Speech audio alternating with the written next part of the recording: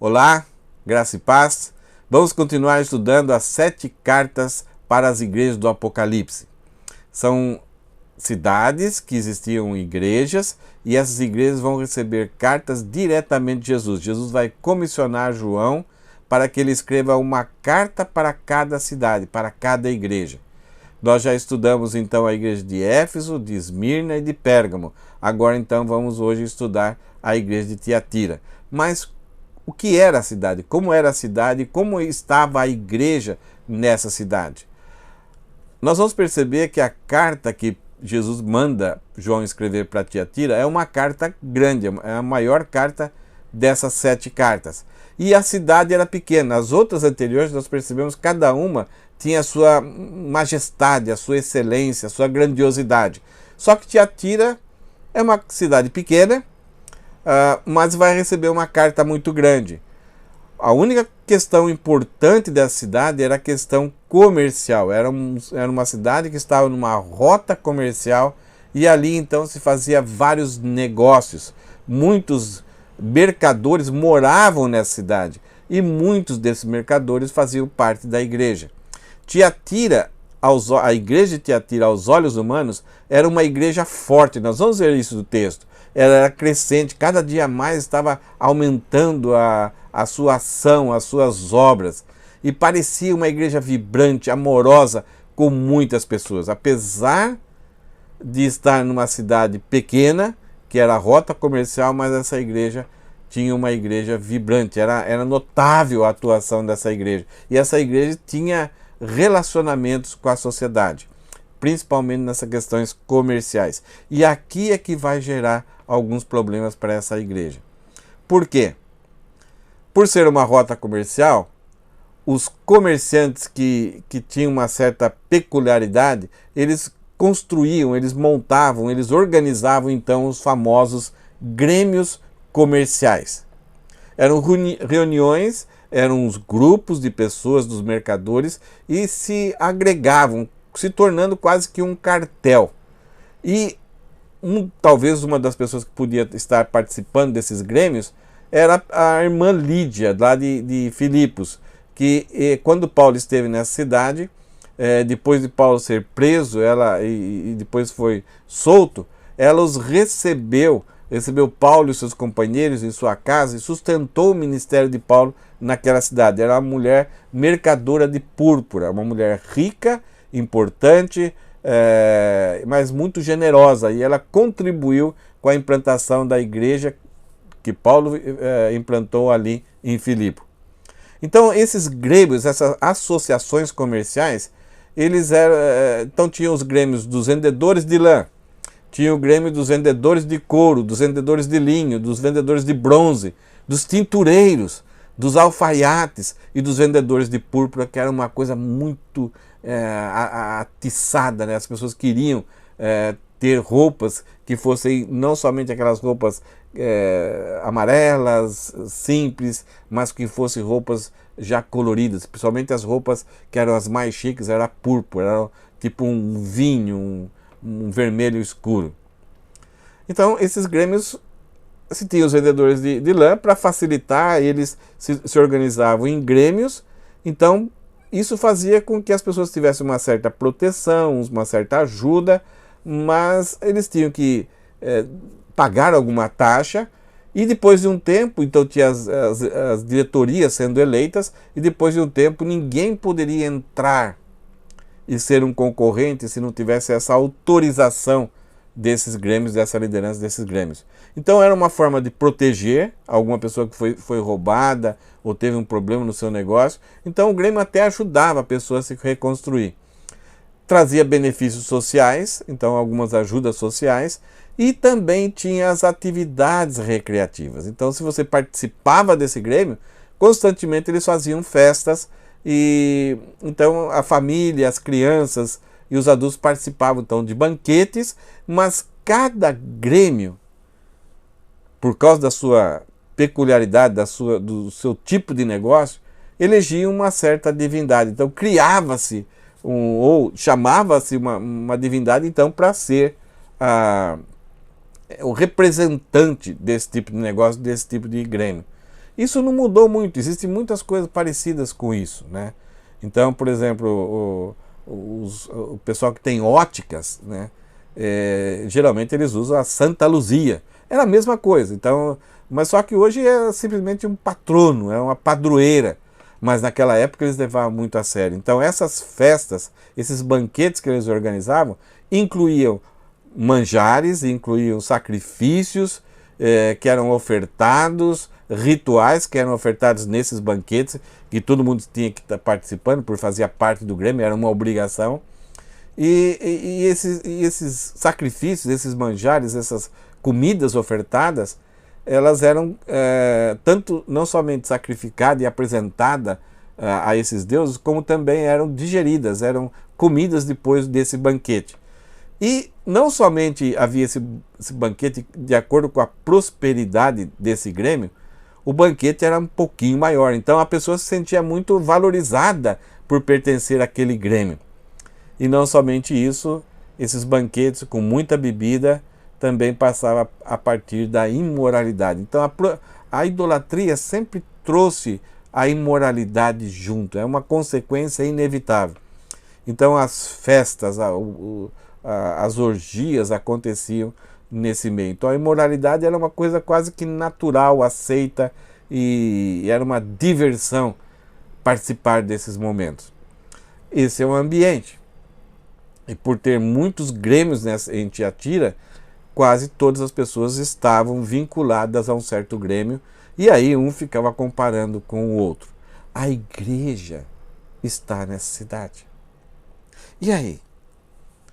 Como os cristãos podem viver nessa circunstância?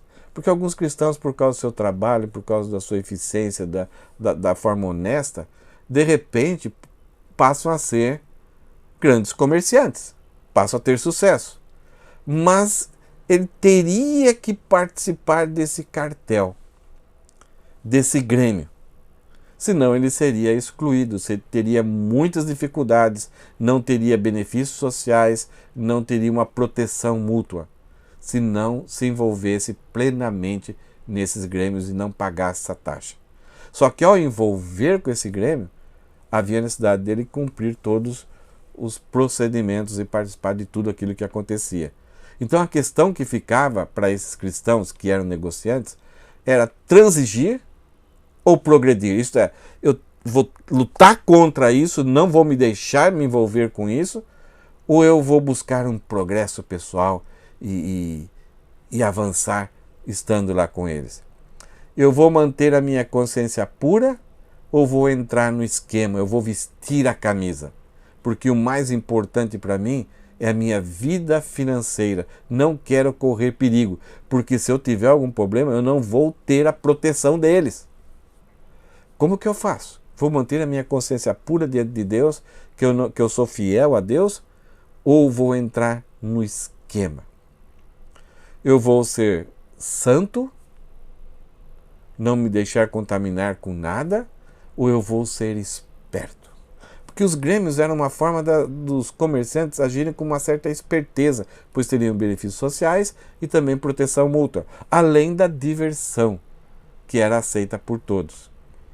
Nessa história, nesse conflito que os cristãos de Tiatira estavam enfrentando, levanta-se uma mulher e ela se intitula como líder da igreja, como uma profetisa, alguém que está falando quase que no lugar de Deus. A ideia de profeta aqui é alguém que se julga, não, eu entendo o pensamento de Deus, eu conheço a vontade de Deus é desse jeito.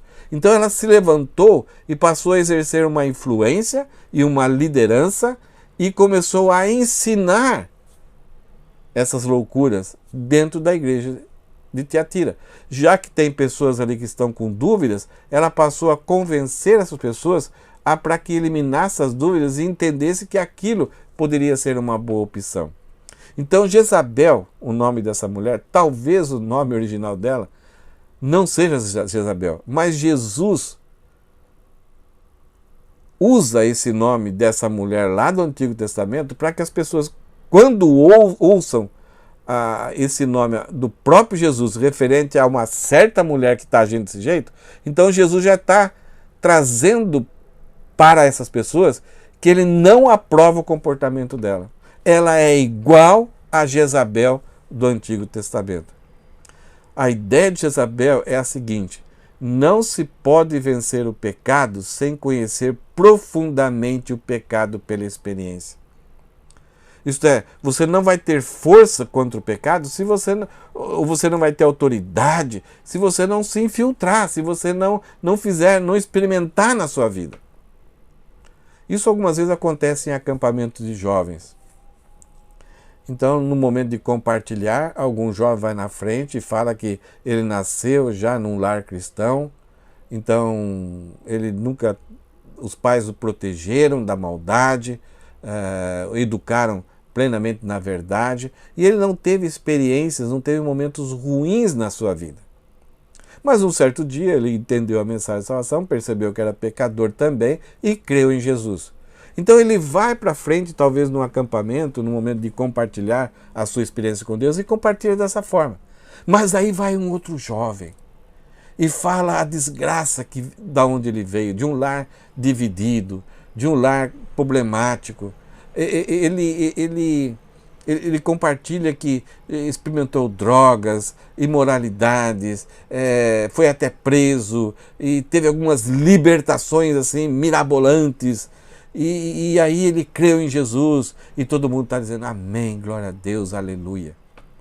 Aquele primeiro jovem, olha, você pode até duvidar se realmente ele é salvo, porque ele não teve essa experiência traumática. E aí alguns jovens pensam da seguinte forma, ou algumas pessoas pensam da seguinte forma: talvez é melhor eu pecar, me aprofundar no pecado, para ter essa experiência maravilhosa de salvação. É justamente isso que Isabel está falando. Para a gente entender e ter autoridade sobre o mal, nós temos que afundar, experimentar. Quem não tem experiência com o pecado não deve ter valor no nosso meio. Complicado. O que Jesus então vai falar sobre essa cidade, sobre essa igreja? Esse texto está no Apocalipse capítulo 2, versículo 18 e 19. Jesus então começa a estrutura dessas cartas. Se você tem estudado junto conosco, você vai perceber que a estrutura das cartas elas vão se repetir. Algumas não vão ter, Jesus não vai condenar, não vai trazer uma repreensão, no caso de Esmirna. Então Jesus não tem nada contra aquela cidade. São duas igrejas que não recebem repreensão de Jesus. Outras não têm nem elogio. Então Jesus começa a primeira parte da estrutura falando quem ele é. Aquilo que ele é vai ter impacto sobre a mensagem que Jesus vai pregar, vai falar para essa igreja. Versículo 18. Ao anjo da igreja em Tiatira escreva. Nós já falamos em outras cartas que quando Jesus se refere ao anjo, está se referindo aos líderes, né? Aquelas pessoas que cuidam da igreja. Estas coisas diz o Filho de Deus, que tem os olhos como chama de fogo e os pés semelhantes ao bronze polido. 3 referências que Jesus Cristo fala a respeito dele, da autoridade dele, para mostrar o impacto dessa carta na vida daquela igreja. Primeiro, que ele é Filho de Deus. Esse é o Barenash, aquilo que Daniel 7 fala a respeito de que surgiria um que governaria o mundo com cetro de ferro, com poder, com autoridade, mas com durabilidade, não fazendo promessas vazias e ser derrotado a qualquer momento. Então Jesus chama o título dele, ele é aquele que vai governar a humanidade definitivamente e infinitamente, eternamente. É ele que tem essa autoridade, ele tem acesso a Deus a qualquer momento. E Jesus fala que essas coisas diz aquele que tem os olhos como chama de fogo. É uma das coisas que João viu no início do livro do Apocalipse a respeito de Jesus. Dando a ideia aqui que Jesus penetra mente e coração. Ele não só olha a aparência, ele não só olha os resultados, ele não é pragmático simplesmente. As igrejas da região, quando olhavam para a igreja de Tiatira, com todo o progresso dela que nós vamos ver daqui a pouco, se admiravam. Mas Jesus fala assim, eu conheço a intenção, eu sei aonde vocês querem chegar. E ele fala assim, e eu tenho pés, e eu sou aquele que tem os pés semelhantes ao bronze polido. Isto é, a ideia de que eu olho, conheço motivações e quando encontro erro, eu piso, eu esmago. E é justamente isso que Jesus vem fazer com essa igreja. Ele vai elogiar, ele vai alertar e ele vai mostrar que vai destruir, vai pisar em cima. E o julgamento dele é um julgamento honesto, puro e justo. Ele não é levado pelas aparências. Versículo 18, então Jesus Cristo vai fazer um elogio para essa igreja. E esse elogio é muito bonito. Jesus Cristo fala assim, eu conheço, não somente de olhar, de ouvir falar, mas eu sei exatamente tanto motivação e aquilo que realmente vocês fazem. Eu conheço as obras. No começo do livro de Apocalipse, Jesus fala que ele está no meio dos candeeiros e anda entre eles. Então Jesus Cristo, ele sabe totalmente cada coisa que acontece com cada igreja e com cada pessoa. Conheço as obras que você realiza. Que elogio! Ou assustador. Mas ao mesmo tempo Jesus fala assim, eu conheço as obras que você realiza, o seu amor, a sua abnegação, a sua caridade, como você cuida das pessoas, a sua fé, então você crê, você sabe, todos têm conhecimento da verdade e você mantém esse conhecimento, não abre mão dele. O seu serviço, então você serve uns aos outros, serve a sociedade e serve a Deus. A sua perseverança, isto é, não é somente aquela pessoa que tem uma vontade de fazer alguma coisa, mas depois qualquer coisa distrai, é cansativo. Não, eles perseveravam nisso. Nós somos muito fáceis de começar e ter uma ideia brilhante, ir uma vez, duas vezes, mas depois nos distraímos e temos facilidade de parar com aquilo que começamos. Mas Jesus Cristo, ele elogia a igreja por isso. E a coisa mais impressionante é que Jesus fala o seguinte, eu conheço a sua perseverança e as suas últimas obras, isto é, as últimas coisas que vocês fizeram recentemente, elas são mais numerosas do que as primeiras. Que igreja fantástica! Eu gostaria de pertencer a essa igreja, né? Conheço as suas obras, o seu amor, a sua fé, o seu serviço, a sua perseverança e você está em pleno progresso cada dia. E vocês não estão reduzindo a ação de vocês, mas tudo que vocês são redunda em que as últimas obras, as últimas ações são maiores do que as anteriores. Quem não gostaria de receber um elogio do próprio Jesus? Era uma igreja, então, bonita, irradiava a presença de Cristo ali. Mas, como aconteceu na primeira carta de Efésios, Jesus fala assim, apesar do elogio, Jesus vai falar, tenho, porém, contra você. Jesus não se deixou, não, estão tão bem, então vamos deixar assim, se a gente tocar no problema não vai ficar legal. Não. Se as últimas obras estão sendo melhores, se a fé, o amor, o serviço, a perseverança é boa, esse erro aqui pode destruir tudo isso. E aqui nós vamos ver que havia nessa igreja 3 grupos. Aqueles que eram fiéis, que praticavam aquelas obras, que recebem esse elogio. Nós temos aqueles que toleram o erro, deixa para lá, não estão nem aí. E aqueles que já estão prejudicando a igreja, trazendo e ensinando, contaminando a igreja com imoralidade, com ensinos falsos. Então Jesus vai falar, tenho porém contra você o fato de você tolerar. Isto é, os fiéis não toleravam, mas não estavam tentando resolver também o assunto. Mas existia um grupo de pessoas que batiam palmas para aquilo que acontecia.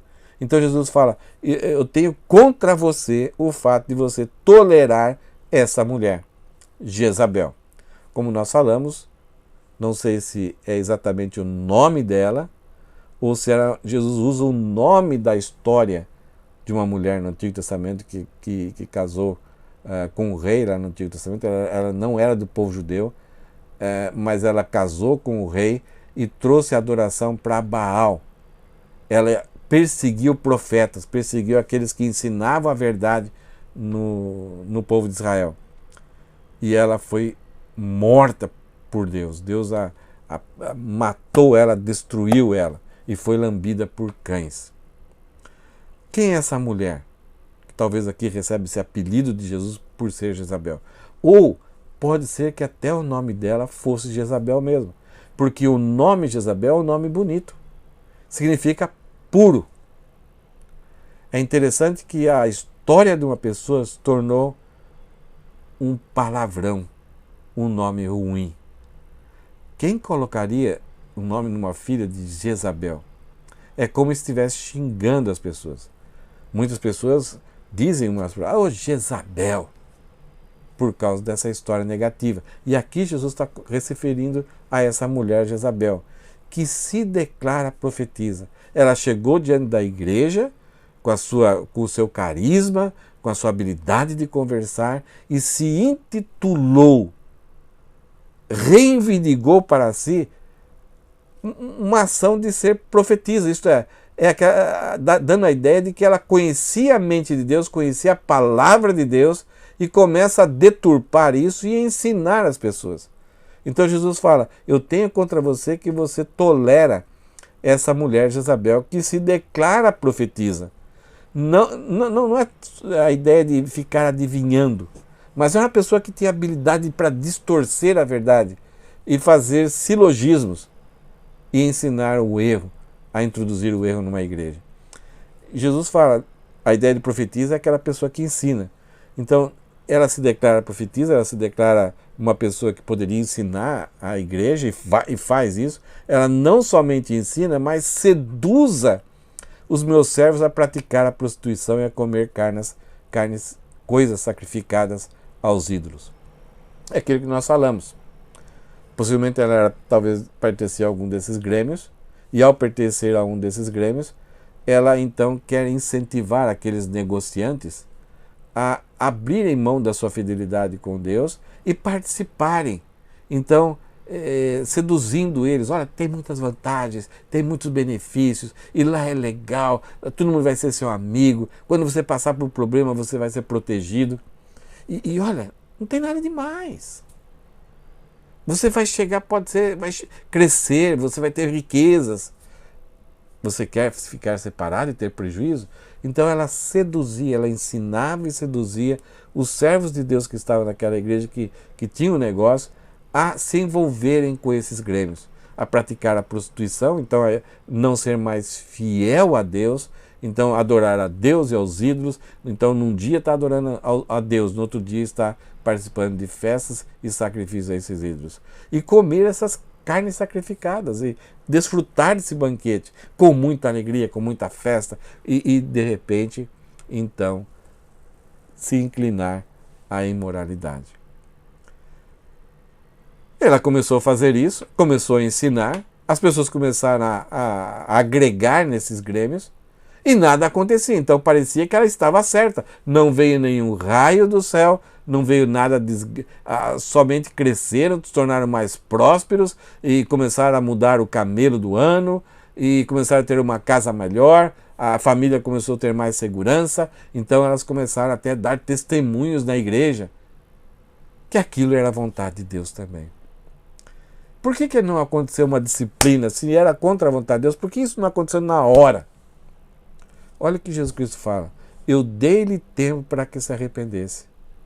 A longanimidade de Deus muitas vezes serve na nossa vida para aquele tormento, para aquilo que a palavra de Deus está no nosso coração, nos acuse e nos dê força, nos dê vontade, nos dê disposição para, diante das pessoas, confessar o nosso pecado e também se arrepender e mudar, correr o risco até de sofrer por causa disso. E Jesus fala, dê-lhe tempo para que se arrependesse. Porém, ela não quer arrepender-se da sua imoralidade.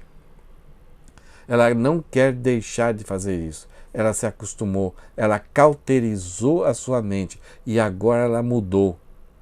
Aquilo que é verdade passou a ser mentira.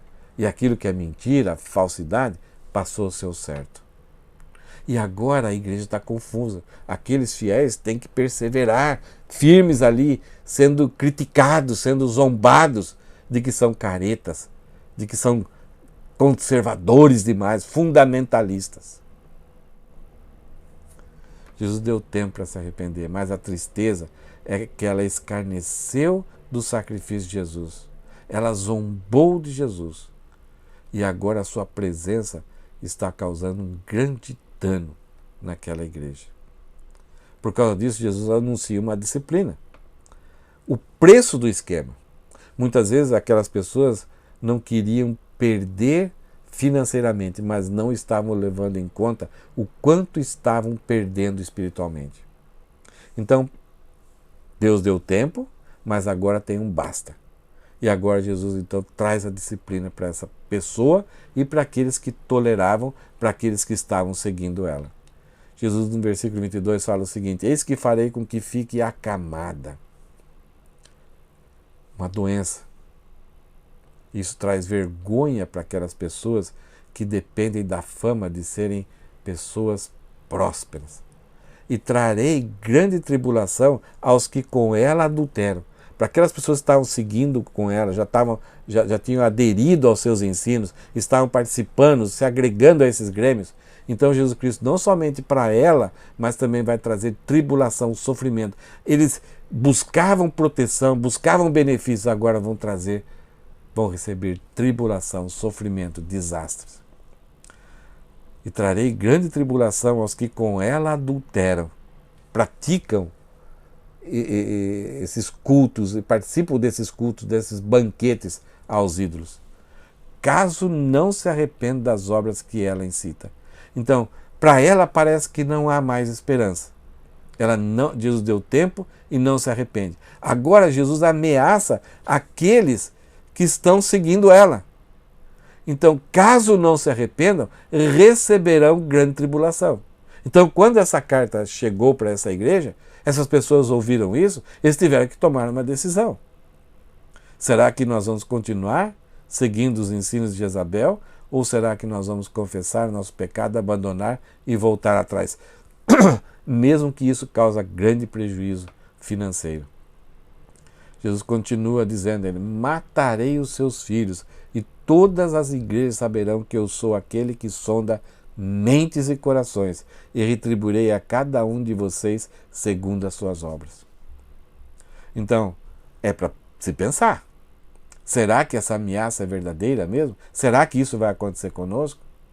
Alguns acharam que isso era balela, era uma mentira, era algo, uma ameaça sem fundamento. Mas alguns, o Espírito Santo falou no coração. Aquele que era vencedor, aquele que tem o Espírito Santo, essas palavras tocaram fundo.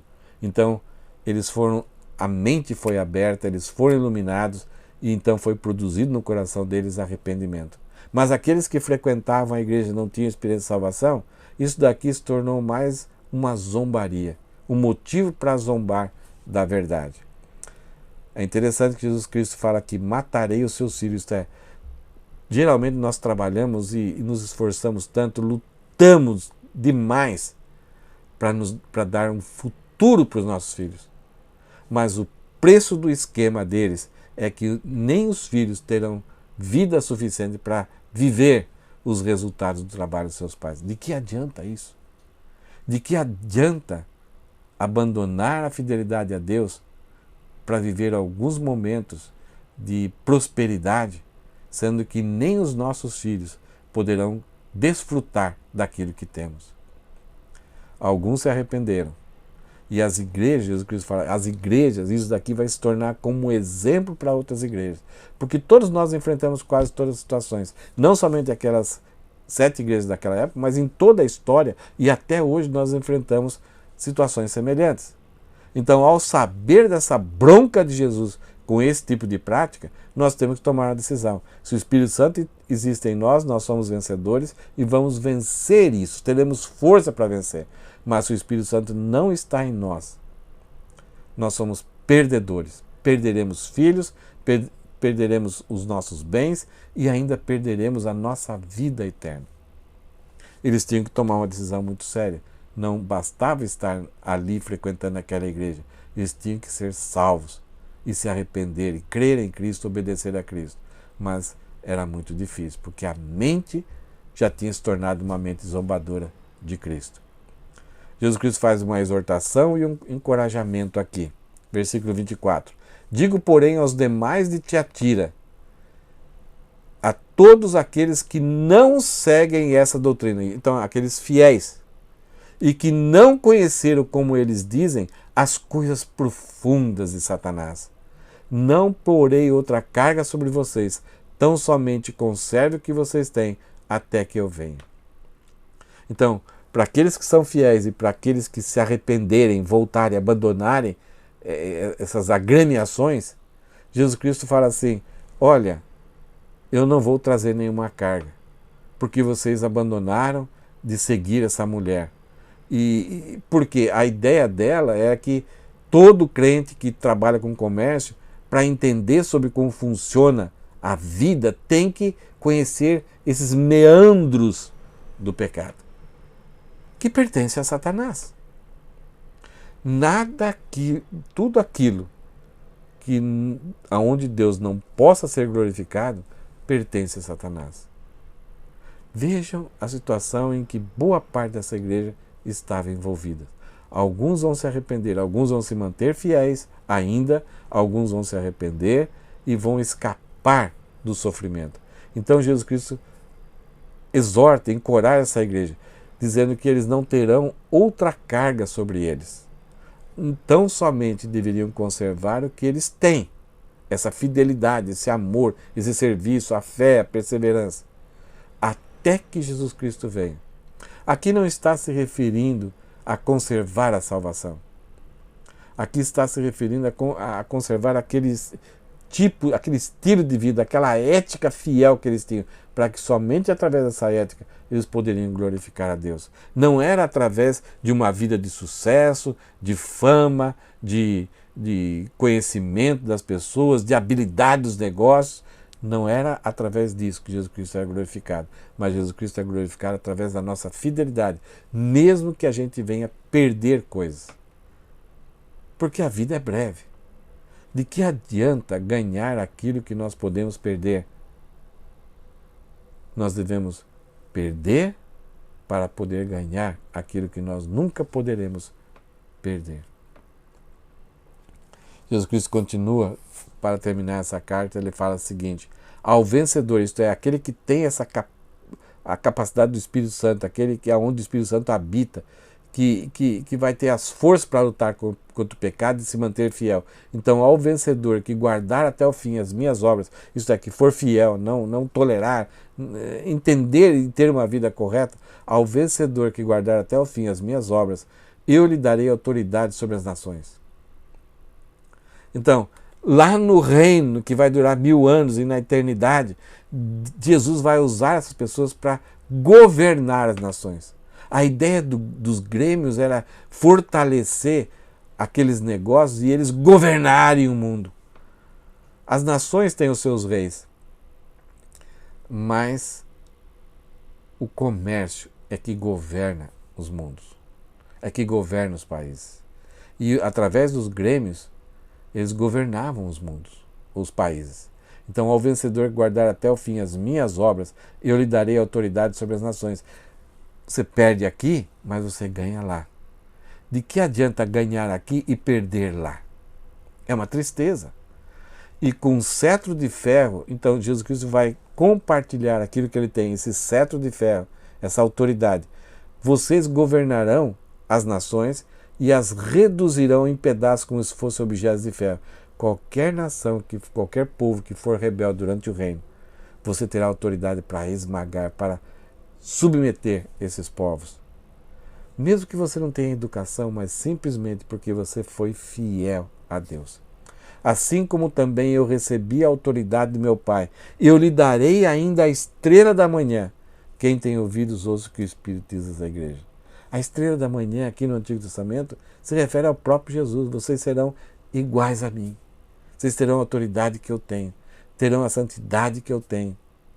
Nós não seremos Jesus, mas seremos co-herdeiros com Ele. Verdade, justiça, tudo aquilo que Jesus Cristo é. Algumas aplicações, então, sobre a carta de Tiatira. Como nós falamos, existia 3 grupos em Tiatira. Os fiéis, que eram os sábios, não eram mais inteligentes, muitas vezes talvez a maioria era pobre. Havia também os tolerantes, aqueles que estavam em cima do muro, que não viam mal na prática de Jezabel, mas também queriam manter a fidelidade, estavam lá e cá, não viam nenhum problema, mas não tomavam nenhuma providência para o erro, para o ensino de Jezabel. E existia aqueles que seguiam Jezabel, que praticavam, que estavam envolvidos, que tinham decidido em prol de Jezabel e achavam que ela tinha razão. Então são os infiéis, os zombadores, os escarnecedores, aqueles que mudam a verdade em mentira e mentira em verdade e acabam ridicularizando, zombando do povo de Deus e do próprio senhorio de Jesus sobre a igreja. Algumas coisas para a gente pensar que essa carta nos alerta. Jesus trata com misericórdia antes de tratar com juízo. Então, se eu peco e ainda não tenho consequências, não significa que Deus está aceitando ou que não teve problema nenhum. É a misericórdia, a graça de Deus funcionando para que por mim mesmo, aquilo que o Espírito Santo está falando ao meu coração, ao meu ouvido, por mim mesmo eu me arrependa e mude o meu trajeto. Como isso funciona? Porque Deus é paciente. Ele é longânimo. Ele não tem prazer na morte do ímpio. Ele não quer que nenhum se perca. Ele chama ao arrependimento. Quantas vezes, através de música, de mensagens, de conselhos de pessoas que não sabem nada do que está acontecendo conosco, elas vêm e nos alertam e a gente vai endurecendo o nosso coração até o momento em que o pecado nos castiga. O próprio pecado produz o nosso castigo. E aí não dá mais para esconder. Aí tudo vem à tona. E aí é mostrado de que material que nós somos. E tudo aquilo que nós tínhamos de credibilidade, daquilo que as pessoas achavam de a gente, do valor que nós tínhamos diante das pessoas, vai tudo por água abaixo. Porque nós agimos com obstinação. E isso ainda é a graça e a misericórdia de Deus para que a gente entenda o valor, o peso do pecado na nossa vida. Porque nós abrimos mão entre ser fiel a Deus e ser um zombador.